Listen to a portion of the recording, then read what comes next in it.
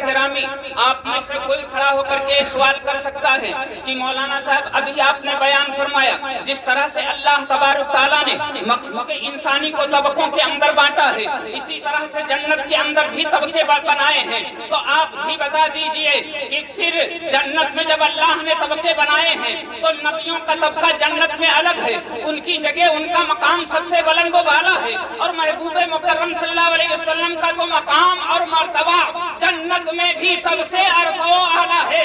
پھر ایک امتی ایک نبی کے درجے کو جنت میں کیسے پہنچ سکتا ہے، کوئی سوال کر سکتا ہے؟ تو آئیے ہم آپ کو بتاتے ہوئے چلیں۔ اعلیٰ حضرت امام احمد رضا خان فاضل بریلوی علیہ الرحمۃ والرضوان نے ایک رسالہ، ایک کتاب لکھی ہے جس کا نام ہے الامن والاولیٰ۔ اس کتاب کے اندر طبرانی اوسط کے حوالے سے ایک حدیث نقل کی ہے جس کے راوی حضرت سیدنا علی رضی اللہ تعالیٰ عنہ ہے۔ حضرت سیدنا علی رضی اللہ تعالیٰ عنہ بیان فرماتے ہیں کہ آقا کریم صلی اللہ علیہ وسلم کی بارگاہ میں ایک بار ایک اعرابی آیا اور اس نے کچھ سوال کیا۔ میرے آقا کریم صلی اللہ علیہ وسلم کی عادت کریمہ تھی کہ اگر میرے سرکار سے کوئی سوال کرتا تو میرے سرکار کے پاس اگر وہ چیز ہوتی تو میرے آقا اسے عنایت فرما دیتے، اور اگر نہ ہوتی تو میرے آقا علیہ الصلوۃ والسلام خاموش رہتے تھے۔ کبھی آپ نے لا یعنی نہیں، آپ نے کبھی نہیں فرمایا۔ اس اعرابی نے ایک مرتبہ سوال کیا، میرے آقا خاموش رہے، دوبارہ پھر اس نے سوال کیا، میرے آقا پھر خاموش رہے، دوبارہ جب اعرابی نے سوال کیا تو میرے آقا علیہ الصلوۃ والسلام نے فرمایا سلما شیطا یا اعرابی، اے اعرابی جو تو مانگنا چاہے وہ مانگ لے۔ حضرت علی فرماتے ہیں فغضبناہ، تو ہم نے اس کی قسمت کے اوپر رش کیا، فقلنا الا اسأل اللہ الجنہ، میں نے اس کی قسمت کے اوپر رش کیا اور اپنے دل میں کہا کہ اب یہ سرکار سے جنت مانگے گا۔ پتہ یہ چلا کہ حضرت علی کا بھی یہی عقیدہ تھا کہ اللہ کے محبوب دونوں جہاں کے مالک و مختار ہیں، اگر میرے آقا چاہے جسے تو دنیا کی دولت سے نواز دیں اور چاہے تو آخرت کی دولت سے نواز دیں۔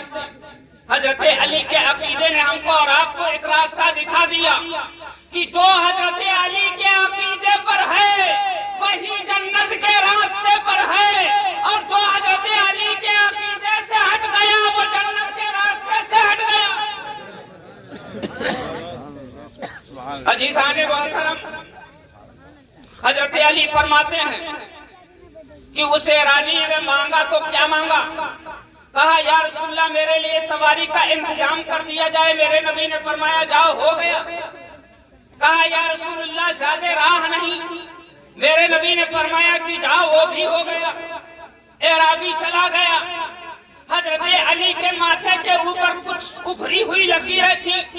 میرے آقا نے پڑھا اور کہا اے علی تمہاری پیشانی کے اوپر ابھری ہوئی لکیریں کیوں؟ حضرت علی نے کہا یا رسول اللہ جب آپ نے فرمایا سلما شیطائے اعرابی تو میں یہ سمجھ رہا تھا کہ اب آپ سے جنت مانگے گا، مگر اس نے جنت نہ مانگی بلکہ دنیاوی ساز و سامان کو پسند کیا۔ میرے نبی نے فرمایا کہ اس اعرابی کی مانگ اور بنی اسرائیل کی پیر زن کی مانگ میں زمین و آسمان کا فرق ہے۔ حضرت علی نے عرض کیا رسول اللہ میں اس اعرابی کی تو مانگ جانتا ہوں، مگر پیر زن جو بنی اسرائیل کے اندر تھی اس کی مانگ کیا تھی؟ تو میرے نبی نے فرمایا جب اللہ تبارک تعالیٰ نے حضرت موسیٰ علیہ نبی علیہ السلام کو حکم فرمایا کہ اے میرے پیغمبر حضرت موسیٰ آپ کے جو چاہنے اور ماننے والے ہیں ان کو آپ اپنے ہمراہ کر لیجئے اور راتوں رات دریائے نیل کو آپ عبور کر جائیے، ورنہ اس کے اوپر میں اپنا قہر نازل کرنے والا ہوں۔ تو حضرت موسیٰ علیہ نبی علیہ السلام نے اپنے چاہنے والوں کو اکٹھا کیا، اور تواریخ کی کتابوں کے اندر آتا ہے تقریباً 5 یا 6 لاکھ کی ان کی تعداد تھی۔ ان کو لے کر کے جب آپ چلے سواریوں کے اوپر سامانات کو رکھا، اور جب دریائے نیل کے پاس پہنچے تو دریائے نیل نہ پھٹا اور نہ اس نے راستہ دیا، اور جو سواریاں تھیں ان کو آٹومیٹک ان کے جو رخ تھے وہ شہر آبادی کی طرف مڑ گئے اور دوبارہ آبادی کے اندر داخل ہو گئے۔ حضرت موسیٰ علیہ السلام نے عرض کیا پاک پروردگار عالم تیرے ہی حکم سے میں اپنے چاہنے والوں کو لے کر کے گیا۔ دریائے نیل نے خشکی کا راستہ بھی نہیں دیا اور میری سواریاں واپس آ گئیں تو اللہ نے فرمایا اے میرے پیغمبر حضرت موسیٰ، دراصل تمہارے بھائی یہیں پر آرام فرما ہے۔ حضرت یوسف علیہ السلام، جب تک کہ تم ان کے تابوت کو اپنے ساتھ میں نہ لوگے، دریائے نیل تم کو راستہ نہ دے گا۔ اب حضرت موسیٰ علیہ السلام نے لوگوں سے معلوم کیا، بھائی بتاؤ حضرت یوسف کی قبر کہاں ہے؟ تو لوگ کہتے تھے نہیں جانتا ہوں، کہ شہر کے اندر صرف ایک بوڑھی عورت ہے، وہی حضرت یوسف کی قبر کا پتہ جانتی ہے۔ حضرت موسیٰ علیہ السلام اس بوڑھی عورت کے پاس پہنچے اور بوڑھی عورت سے کہا، کیا تم حضرت یوسف کی قبر کا پتہ جانتی ہو؟ کہاں جانتی ہوں، کہا بتا دو۔ کہا لا واللہ حتی تؤتنی ما اسألک، قسم خدا کی اس وقت تک میں آپ کو نہیں بتاؤں گی جب تک کہ آپ مجھ سے یہ وعدہ کریں کہ جو چیز میں مانگوں گی وہ آپ سے لے لوں گی۔ حضرت موسیٰ علیہ السلام نے وعدہ فرما لیا، اور جب وعدہ فرما لیا حضرت یوسف علیہ السلام نے قبر کو کھودا، تابوت کو نکالا اور کہا کہ اے بوڑھی ماں، اب تم کیا مانگنا چاہتی؟ تو اس نے کہا کہ اے موسیٰ، جو جنت میں آپ کا مقام اور مرتبہ ہے وہ آپ ہم کو دے دیجیے۔ میں جنت میں آپ کے ساتھ اسی جگہ رہنا چاہتی ہوں، جنت میں جو آپ کا مقام، آپ کا منصب، آپ کا مرتبہ ہے۔ اب حضرت موسیٰ علیہ السلام کہتے تھے کہ نہیں نہیں، جنت مانگ لو، مگر جنت میں جو میرا منصب، جو میرا مقام، جو میری جگہ ہے وہ نہ مانگو۔ مگر بوڑھی عورت اپنی ضد کے اوپر اڑی تھی، تو اللہ تبارک تعالیٰ نے حضرت موسیٰ کی طرف وحی بھیجی کہ اے موسیٰ، یہ بوڑھی عورت جو مانگتی ہے آپ اس کو دے دیجئے، اور آپ کے مقام اور مرتبے میں کوئی کمی نہ آئے گی۔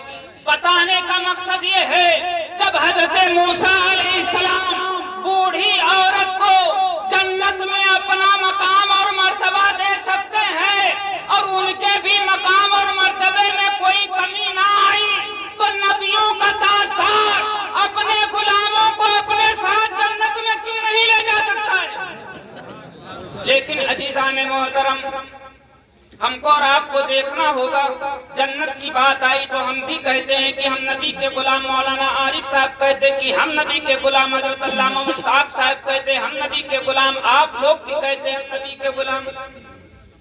یہ تو صحیح ہے کہ جنت نبیوں کے غلاموں کے لیے ہے، اور غلامی کا دعویٰ تو سبھی کرتے جنت کے لالچ میں، مگر صحیح معنوں میں نبی کا غلام ہے کون؟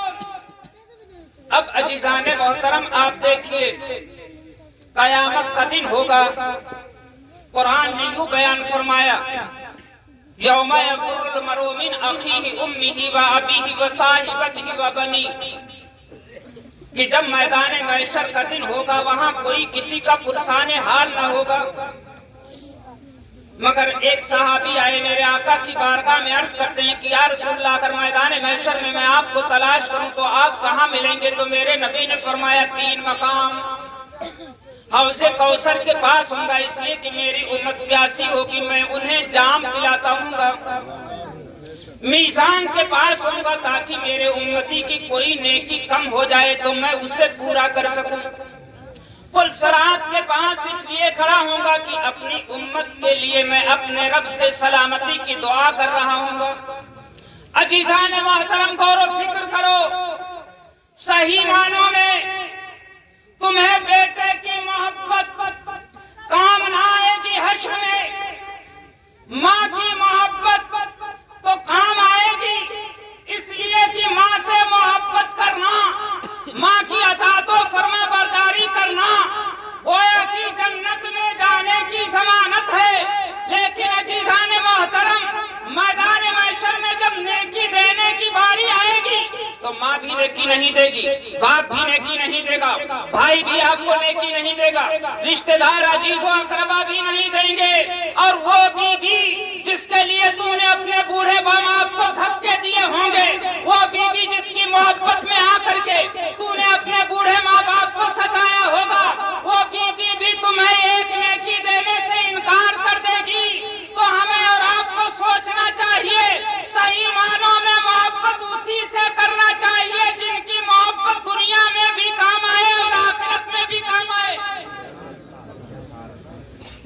مگر ہمارا آپ کا معاملہ تو یہی ہے کہ جیسے لیلا کی سہیلیاں آئی، انہوں نے کہنے لگی کہ اے لیلا میں تمہارے مجنوں کو دیکھنا چاہتی ہوں، تو لیلا نے کہا دیکھنے لیے کوئی بہانہ چاہیے تو میں ایسا کرتی ہوں کہ تھوڑا سا حلوہ بناتی ہوں، اے میری سہیلیو اسے ایک دشت کے اندر لے لو، ایک میدان میں چلی جو آواز لگا دینا، اس طرح سے مجنوں آئے گا تمہیں اس کا دیدار بھی ہو جائے گا اور میرا مجنوں حلوہ بھی کھا لے گا۔ بڑا نفیس اچھا حلوہ بنوایا، ایک دشت کے اندر رکھا، کپڑے سے ڈھک دیا، سہیلیاں گئی ایک میدان میں جا کر کے آواز لگائی، لوگوں کی بھیڑ اکٹھا ہو گئی، جو میدان تھا وہ پورا بھر گیا، کپڑے کو ہٹایا، سارے لوگ مل کر کے اسے چاٹ گئے، پلیٹ کو صاف کر دیا، سہیلیاں واپس گئیں، کہا اے میری سہیلی لیلا میں تو یہ جانتی کہ دنیا میں تیرا ایک ہی عاشق، تیرا ایک ہی مدوالا، ایک ہی چاہنے والا، مگر پتہ یہ چلا کہ ایک نہیں تیرے تو اتنے ہیں جن کا گننا بھی بے شمار ہے۔ تو لیلا نے کہا نہیں تم کو غلط فہمی ہو گئی ہوگی، سہیلیوں نے سارے قصے کو بتایا، تو لیلا نے کہا اب دوبارہ پھر تمہیں اسی میدان میں جانا ہوگا، ایک دشت دیا، ایک چوری دی اور پلیٹ کے اندر رکھ کر کے کپڑے سے ڈھک دیا، کہا دوبارہ پھر آواز لگانا۔ آ گئے لوگ، بھیڑ جمع ہو گئی، لوگوں نے سمجھا اس سے بھی ذائقے دار کوئی چیز ہوگی، مگر جیسے ہی سہیلیوں نے کپڑے کو ہٹایا اور چاقو کو نکالا، کہا لیلا نے مجنوں کے جسم کا ایک بوٹی گوشت مانگا ہے، کوئی داہنے کوئی بائیں کوئی آگے کوئی پیچھے، تھوڑی دیر کے بعد سہیلیوں نے کیا دیکھا، میدان خالی ہے اور سامنے سے ایک نہیں فونا تھما بھاگتا ہوا دوڑتا ہوا چلا آ رہا ہے، جس کے بال بکھرے ہوئے ہیں، چہرہ پراکندا ہے، کپڑے پھٹے ہوئے ہیں، دوڑتا ہوا آیا اور کہنے لگا اے میری لیلا کی سہیلیوں، میری لیلا کا پیغام فوراً بتاؤ کیا ہے۔ سہیلیوں نے کہا کہ لیلا نے مجنوں کے جسم کا ایک بوٹی گوشت مانگا ہے، کہا بتاؤ جسم کے کون سے حصے کا گوشت مانگا ہے۔ سہیلیوں نے کہا کہ میں نے اس کی تفصیل تو معلوم نہیں کی، جاتی ہوں پوچھ کر کے آؤں گی پھر بتاؤں گی۔ کہا نہیں ہے میری لیلا کی سہیلیوں ٹھہرو، جاؤ گی آؤ گی کچھ ٹائم لگے گا، کہیں اتنی تاخیر نہ ہو جائے کہ میری لیلا کے دل کو ٹھیس پہنچ جائے، چاقو میرے ہاتھ میں دو اور میں اپنے جسم کے ہر حصے کا ایک ایک بوٹی گوشت کاٹتی ہوں، جا کر کے میرے لیلا کو پیش کر دینا۔ مجنوں نے اپنے جسم کے ہر حصے سے ایک بوٹی گوشت کاٹ کر کے دشت کو بھر دیا اور لیلا کے لیے بھیج دیا۔ میرے بھائی پتہ یہ چلا کہ حلوہ کھانے والے نہ جانے کتنے مجنوں تھے، لیکن حقیقت میں ایک ہی مجنوں تھا جس نے لیلا کے پیغام پر اپنے جسم کی ہر حصے سے ایک ایک بوٹی گوشت کاٹ دیا تھا۔ آج جنت کے نام پر نبی کے غلام تو سبھی ہیں، ہم بھی ہیں، آپ بھی ہیں، آپ لوگ بھی ہیں، تمام فرقائے باطلہ بھی نبی کے غلامی کا دعویٰ کرتے ہیں، لیکن حقیقت میں نبی کا غلام کون ہے؟ جو نبی کی سیرت کو اپنائے، جو نبی کے طریقے کے اوپر چلے، جو نبی کی طرح سے لباس کو پہنے، جو نبی کی طرح اپنی گفتگو اور بات چیت کو کرے، جس کے اٹھنے بیٹھنے، کھانے پینے، سونے جاگنے، جس کے لباس سے، جس کی وجاہت سے، جس کے جسم سے، جس کی گفتار سے، جس کی چال سے نبی کی ادائیں ہوں، صحیح معنوں میں نبی کا غلام وہ ہے۔ اب عزیزان محترم، اگر ہم آپ سے یہ کہیں کہ ناموس نبی کے لیے کتنے لوگ جان دے دیں گے، ہاتھ اٹھاؤ۔ اگر نبی کی عزت کی بات آ جائے تو کتنے لوگ نبی کی عزت کی خاطر اپنی جان کٹا دیں گے؟ حضرت آپ گواہ دیکھ رہے ہیں، ہاتھ نیچے کر لیجئے۔ اگر نبی کی عظمت کا بھرم رکھنا ہے، نبی کی عظمت اور عزت کے لیے آپ کو اپنے سر کٹانے کا جذبہ ہے، تو ایک تھوڑی سی میری گزارش ہے، داڑھی رکھنا میرے نبی کی سنت ہے، داڑھی رکھنا میرے نبی کی سنت ہے، اور اتنی محبوب اتنی پسندیدہ سنت کہ جس کے چہرے پر داڑھی نہ ہو میرے نبی اس کی طرف سے اپنے رخ زیبا کو پھیر لے. قیامت میں آپ کا کوئی مونس و غمخوار نہ ہوگا، صرف ایک میرے نبی ہی کی ذات ہوگی. اس لیے میدان محشر آپ جانتے ہیں کیا ہے؟ قرآن فرماتا ہے یوم یقوم الروح والملائکۃ صفا لا یتکلمون الا من اذن له الرحمن وقال صوابا، کہ اس دن ہم اور شما کس قطار میں نبیوں کی بھی یہ مجال نہ ہوگی کہ اللہ کے جلال و جبروت کے سامنے جا کر کے لب کشائی کریں. جلیل القدر انبیاء اور پیغمبر، مگر خدا کے جلال و جبروت کے سامنے کسی کی ہمت نہ ہوگی. حضرت آدم علیہ السلام کے پاس لوگ جائیں گے، کہیں گے آپ تو ابو البشر ہیں، آپ ہمارے لیے خدا کی بارگاہ میں سفارشی بن جائیے. نعرہ تکبیر، نعرہ رسالت.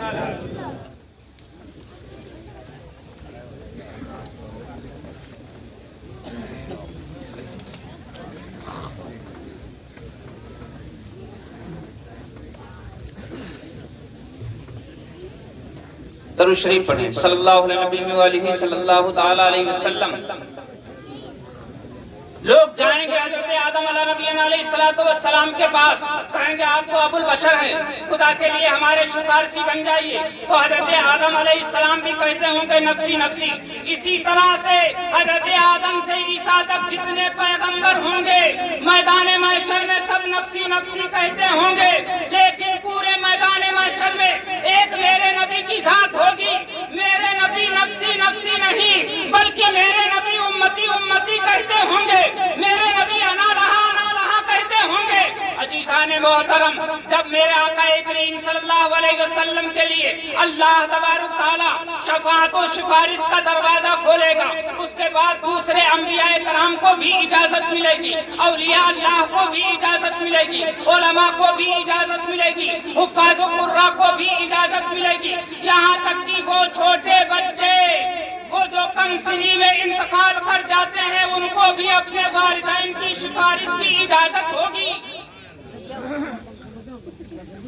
بتانے کا مقصد یہ ہے کہ صحیح معنوں میں نبی کے غلام بن جاؤ. اچھا ایک چیز آپ بتائیے کہ نبی کی عظمت کا پاسداری کا آپ کو بہت لحاظ ہے. جلسہ کرانے کا کوئی مقصد ہوتا ہے کہ آپ پوری تقریر سنیں، لیکن ایک بات تو لائق عمل ہو. ہمارے یہاں لکھیم پور کے اطراف کا تو دستور یہ ہے کہ قربانی میں جو بکرے ذبح کیے جاتے ہیں ان کے خون رکھنے کے لیے گڈھا بنایا جاتا ہے اور اس کے خون کو گڈھے ہی میں گرایا جاتا، نالیوں میں نہیں گرایا جاتا. آپ کے یہاں کیا ہے؟ یہی ہے دستور. بکرے کو روزانہ ذبح ہوتے ہیں، بازاروں میں ذبح ہوتے ہیں. آپ نے دیکھا ہوگا ان کے لیے کوئی چکوا کوئی قریشی ان کے لیے گڈھا نہیں بناتا، بلکہ جہاں گندی جگہ ہو، بھورا ہو، کرکٹ ہو، گندا نالا یا نالی ہو وہیں پر کاٹ دیتا ہے. وجہ کیا ہے؟ مسلمان قربانی کے جانور کے خون کو بھورے پر گندی جگہوں میں اور نالیوں کے اندر بہانا کیوں نہیں پسند کرتا؟ اس لیے کہ مسلمان کا ایمان جھنجھوڑ رہا ہے. اس کا ایمان اسے جھنجھوڑ کر کہتا ہے کہ جو جانور تقرب الہی کی نیت سے ذبح کیا جائے مسلمان اس کے خون کو گندی نالی میں بہنے نہیں دیا جائے گا. اب عزیزان محترم، ہم کو اور آپ کو عبرت پکڑنا چاہیے کہ یہ داڑھی بھی تقرب الی اللہ اور تقرب الی الرسول کی نشانی بھی ہے اور اسلام کی بھی نشانی ہے. تمہارا ایمان تمہیں کیوں نہیں جھنجھوڑتا کہ داڑھی جیسی سنت کو اپنے ہاتھوں سے تراش کر یہ پیسے دے کر تراشوا کر کے اسے گندی نالی کے اندر تم پھینکتے ہو؟ تمہاری غیرت تمہیں کیوں نہیں جھنجھوڑتی؟ اور ابھی قاری اسحاق صاحب نے تقریر کیا لقد خلقنا الانسان فی احسن تقویم، ہم نے انسان کو اچھی شکل اچھی صورت میں پیدا کیا، کیا خدا سے بہتر بھی کوئی صورت بنا سکتا ہے؟ یہی تو اس کی حکمت تھی کہ اللہ نے جب مرد کو پیدا کیا تو اس کے چہرے کے اوپر داڑھی کے بال اگائے، اور عورت کو جب پیدا کیا تو اس کے چہرے پر خدا کی قدرت تھی، وہ چاہتا تو عورت کے بھی چہرے کے اوپر داڑھی کے بال اگا دیتا، لیکن نہیں، بلکہ عورت کو اللہ تبارک تعالیٰ نے بالوں کی شکل میں چوٹی دی، اس لیے کہ عورت کی زینت چوٹی سے ہے اور مرد کی زینت داڑھی سے ہے۔ اب پتہ یہ چلا کہ خدا نے چاہا کہ میرا بندہ دنیا کے اوپر جا رہا ہے مرد کی شکل میں، تو اس کے چہرے پر بال اگا دیے تاکہ میرے بندے کا جو چہرہ ہے وہ خوبصورت ہو جائے، اور بندی کے سر کے اوپر چوٹی کی شکل دے دی تاکہ میری بندی خوبصورت ہو جائے۔ لیکن عزیزان محترم، آپ نے خدا کی اس دی ہوئی خوبصورتی کے اندر بگاڑ پیدا کر دیا، اور داڑھی کو آپ نے اپنے چہرے سے ہٹا کر کے آپ خود بدصورت بن گئے۔ اس لیے خدا سے بہتر خوبصورت کوئی کسی کو نہیں بنا سکتا۔ دوسری چیز یہ، اللہ تبارک تعالیٰ نے مرد اور عورت کو جب دنیا کے اوپر بھیجا تو دونوں کے اندر فرق ظاہر کر کے بھیجا تاکہ لوگ پہچان سکیں کہ یہ مرد ہے یہ عورت ہے۔ مگر اے لوگوں، تم نے خود مرد بننا پسند نہ کیا، اس لیے عورتوں جیسا چہرہ تم نے بنانا خود پسند کر لیا ہے۔ اب پتہ یہ چلا عزیزان محترم، داڑھی رکھنا نبی کی سنت ہے، اس سنت کے اوپر ہم کو اور آپ کو عمل کرنا چاہیے۔